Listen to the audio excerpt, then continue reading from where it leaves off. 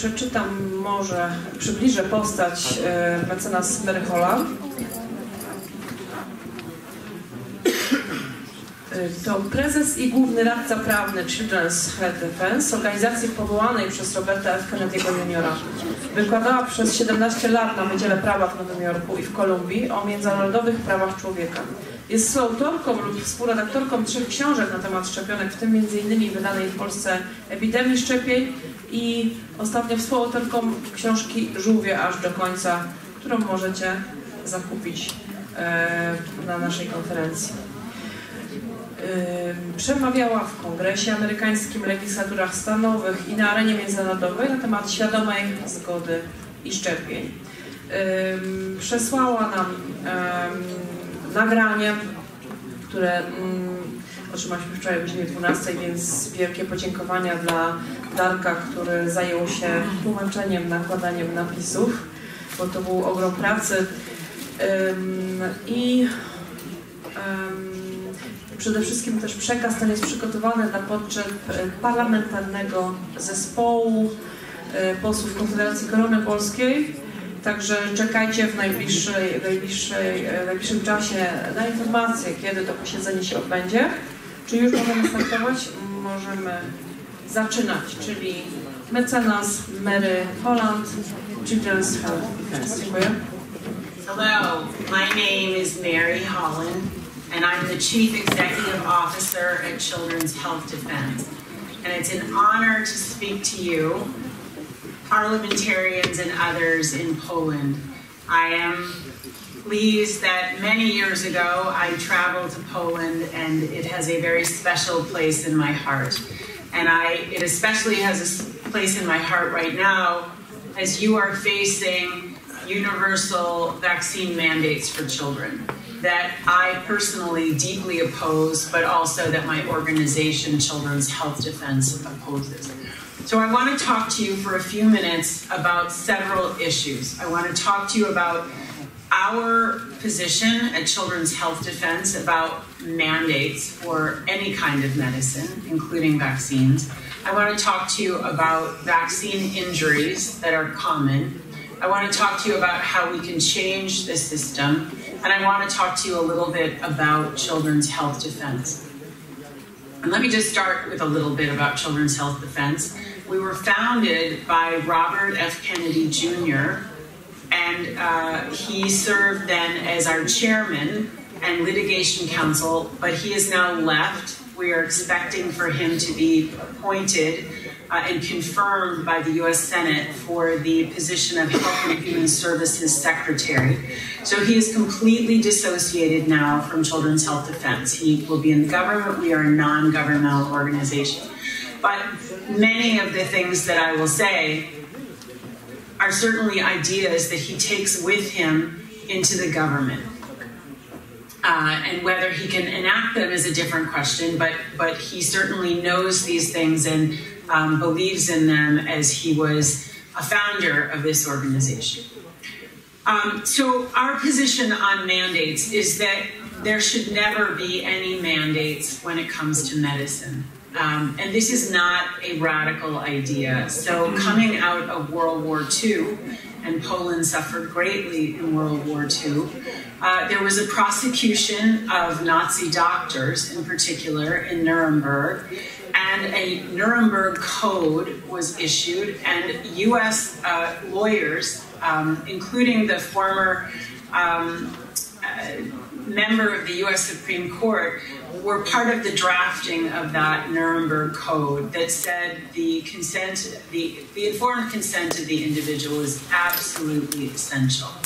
And that was about experimentation. There had been massive experimentation on people in concentration camps. But since the 1940s, that prohibition against forced medicine has come to include preventive medicine, treatment, and experimentation. And so we believe that all medical procedures have to have transparency. People have to be well informed. They have to know what are the risks and benefits of the disease or the condition, and they have to know what are the risks and benefits of the treatment or the vaccine. or the medical device. Anything related to medicine, in our view, must be based on information, and there must be real consent. That nullifies any idea that there could possibly be forced medicine. And mandates are forced vaccination medicine. So we absolutely oppose mandates. We do not oppose vaccination if an individual wants it. I do believe that in general, we've gotten such poor information about vaccines that most people have not made truly informed choices. So I do personally believe that when people have more information about vaccines, they will make more choices to reject them when it is entirely voluntary. In the United States, in some states, 5 states, including the state where I am, New York, vaccination is not voluntary for children to attend school. We do not have what's called a religious exemption, and our medical exemption, which is required by law, has been made completely ineffective through persecution of doctors who grant medical exemptions. So in New York, families that don't choose to vaccinate their children must either leave the state, which they have, or they must homeschool their children. And I'm aware that in many European countries, homeschooling is unfortunately not an option. It is in the US, but we absolutely oppose mandates. We also think that the science has evolved greatly. I want to show you a book. So by my colleague, Robert Kennedy and Brian Hooker, they recently wrote a book, Vax, Unvax, Let the Science Speak. And this is a book that looks at all of the studies that have been published comparing vaccinated and unvaccinated outcomes for children in every category, whether it is allergies, asthma, autism, attention deficit disorder. The children who are not vaccinated are healthier. They have fewer medical complications. They are simply far and away healthier than the children who have been vaccinated at any level. And the children who receive fewer vaccines are healthier than the children who receive more vaccines. That is the science. In other words, that is what the truthful information shows. I also want to recommend to you another book that I helped to co-edit. This is by Israeli authors who are anonymous, called Turtles All the Way Down, Vaccine Science and Myth. I believe this book is already in Polish. I'm not certain of that. But this book also really explores whether or not the vaccines that are available today globally have been adequately tested for safety. And the answer is a resounding no. They have not been adequately tested for safety. And it explains what is, on some levels, a criminal enterprise to keep people uninformed about the risks of vaccines and to exaggerate the fears of the diseases against which vaccines are aimed. None of these diseases that are being vaccinated against are truly lethal diseases for well-nourished children with good sanitation and clean water, which thankfully is the case in Europe and the United States today. So the second topic that I was asked to talk about is complications from vaccines. So we are told in the United States, and I imagine you are told in Poland, that vaccines are safe and effective, and that complications or injuries from vaccines are extremely rare. We're often told that serious adverse effects are 1 in a million. Those are simply lies. Legally in the United States, since Congress passed a law in 1986, vaccines are considered unavoidably unsafe. And for that reason, Congress gave the pharmaceutical industry a blanket liability policy and healthcare workers blanket liability protection so that if people die or are injured, they cannot sue the manufacturer or the doctors or nurses. They can only go to a government-run compensation program that does not work.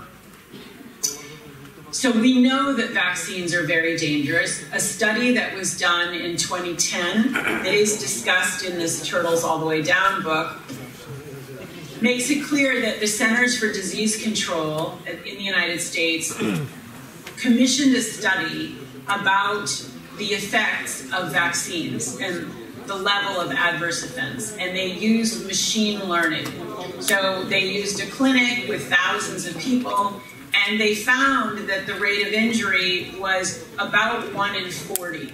About 1 in 40 people had a serious enough effect from their vaccine to have to come back to the clinic for some kind of attention. This is not what they're saying. And I think the world saw this kind of level of complication, of a very high level of complication with the COVID shots. And we also have demographic information that suggests to us that the ordinary level of death was the same in 2020 as it had been in 2019 before COVID. But by 2021 and 2022, when the COVID shots were made available, the death rate increased significantly. That suggests, but in and of itself doesn't prove, that the shots were causing death in a significant number of people. So we know that vaccines are not, we know that they are not perfectly safe for all people.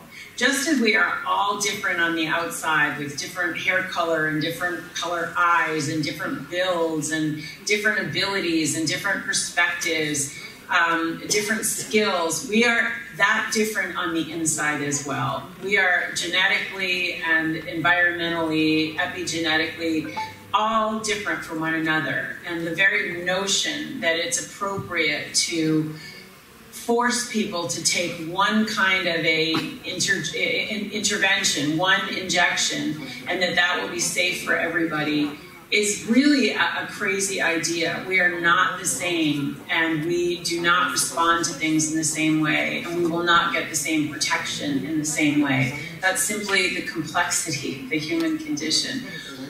What are the kind of complications that we see that do relate to vaccines? They're myriad. They relate to the vulnerabilities of the individual. It can be allergies. That's very, very common, and they can be severe allergies, so that if you come into contact with peanuts or fish, you could literally die of an anaphylactic shock. But it's also asthma has been shown to be associated with vaccination.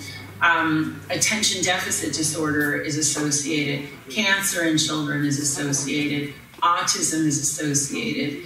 Paralytic disorders like paralysis is associated. All of these things, attention deficit learning disabilities is associated. Dyspraxia, apraxia, anxiety, all of these bipolar, all of these things are connected, can be connected to vaccination. And of course, because the medical journals and the medical establishment work hand in glove with the pharmaceutical industry, and the pharmaceutical industry is wealthy and very powerful. The connections between vaccines and these complications and these adverse conditions is not well studied, and the information about it is suppressed. We saw widespread censorship about adverse reactions to the COVID shots in the last few years. But this is the truth. I am hopeful that the truth will come out. I'm very, very hopeful that in the next few years we will see a lot more truthful information related to these conditions. Possibility of changing the system. Well, we at Children's Health Defense are absolutely devoted to changing this system. Our goal is within 10 years at the latest to end the epidemic of chronic childhood disease. We believe that this is environmental. This has literally happened in the last 40 years. 40, 45 years ago, it was a very small minority of children who had developmental disabilities like autism. Today, that number is 1 in 33 in the United States. It's similar in many other developed countries. Obviously, this is not genetic. We don't have genetic epidemics. So we have to assume that we have environmental exposures that are causing these really, not only on a human level, terrible tragedies, but economically too, these conditions in children are extremely expensive to our societies. But to the pharmaceutical industry, and it is a global industry, it's very lucrative to have a sick child. There's nothing more lucrative to the pharmaceutical industry than a sick child, because they then become customers for life. And so we are dedicated to the prospect that we can end that epidemic of chronic childhood disease. So let me say a few words about Children's Health Defense. As I say, our mission is to end the epidemic of chronic childhood disease. During the last few years, during COVID, we stepped out of that exclusive focus on children because the whole world, the whole global population was being subjected to lies about COVID and also to mandates of the COVID injections. I don't personally consider them to have been vaccines in that they didn't stop infection or transmission. They were gene therapies according to what they should have been considered. And they sadly caused extensive harm. So we did scale up to work on COVID, but we are now kind of moving back to our roots, which is to focus on ending the chronic epidemic of childhood illnesses and conditions. A primary focus is vaccines, as we've discussed, but we also have a very robust program focusing on electromagnetic radiation. In a very similar way, the government has really fused with industry in the telecommunications area and has disallowed local communities from saying that they don't want telecom antennas or they don't want telecom towers in residential areas or at schools or at hospitals. Federal law, which is very favorable towards the telecom industry, has made it impossible for local communities to exercise their own choice, their own discretion. So it's a very similar issue that informed consent to the individual and to the community is being obliterated. And we oppose that. There has to be local control. There has to be individual control when radiation is at play. And again, every person is going to have a different response to radiation from a nearby source. Radiation can cause death, it can cause cancer, it can cause migraines, it can cause all kinds of very serious health conditions or exacerbate them. We also report in our daily work. We have this a CHD TV channel that goes out every day with live reporting. We have a newsletter that we send to people's inboxes for free called The Defender. We report on other toxic exposures as well, pesticides, water pollution, including fluoride. We cover all of the toxic exposures that are affecting childhood health. We believe in the possibility to change the system. We are delighted to see that Robert Kennedy, our founder, is headed towards being the Secretary of Health. I do believe that his guiding principles are consistent with ours, but when he's in the government, we know that that is complicated. We can't always expect him to be doing exactly what we would hope that he can do. So we will stay the course. We will be giving out truthful information about vaccines and about other toxic exposures every day. There are many, many ways to improve the situation, at least in the United States. But I believe similar solutions can be enacted in other countries. First, we have to get rid of mandates, right? So if the first step is to create exceptions like we have in the United States, that's a good first step, right? So we need in the United States religious exemptions or philosophical exemptions in every state. We need to have real medical exemptions so that if a doctor can say this child is at high risk of an adverse reaction, that is respected by the schools or by employers. We can't have any employment mandates again, as we did during COVID. I think eventually we have to get rid of mandates for schools. We can have recommendations from the government, and those recommendations have to be backed by science. We can certainly have the government immediately put up on its websites truthful information about vaccines, looking at the risks and benefits of diseases, as well as the risks and benefits of vaccines. We can also have the government make available the data that they have collected about vaccines and about just generally people's health. Governments have enormous repositories of information that should be evaluated by any scientist, not just by scientists that are approved by the government. We have to end gain-of-function research, which is a euphemism for bioweapons research. Sadly, bioweapons research is intricately entwined with vaccines, vaccines being the antidote to exposure to bioweapons. This research has caused many of the pandemics of the past. It seems to have caused the COVID epidemic based on bioweapons research sponsored by the United States in China at the Wuhan laboratory. We need to end bioweapons research, probably through a global treaty. We need not to endorse the World Health Organization's pandemic treaty that they're still trying to push forward. I do believe the World Health Organization has been behind the vaccine mandates worldwide and behind the gain-of-function research worldwide, and I encourage the United States to leave the World Health Organization. I think it's a corrupt organization and it can't be easily reformed today. There are many other things that we can do focused on the conflicts of interest between industry and government in the United States. There's a revolving door between people in government agencies and the pharmaceutical industry. The pharmaceutical industry contributes to foundations, private foundations that help to fund the organization. The pharmaceutical industry pays for applications for its new drugs and new vaccines directly to the Food and Drug Administration.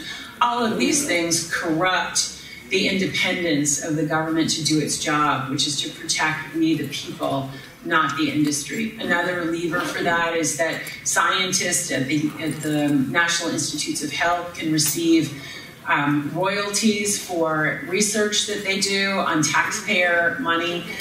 They can get royalties from the pharmaceutical companies. Obviously, that's corrupting the ability of government to be independent. So I think we have to end, as Robert Kennedy has often said, we have to end the corrupt merger of industry and government, particularly in this pharmaceutical area where really the stakes are life and death. But I have to say I'm extremely optimistic. I think one of the results of COVID was that it woke up millions, if not billions, of people around the world to the corrosion and the corruption between the pharmaceutical industry and public health, so-called, and governments.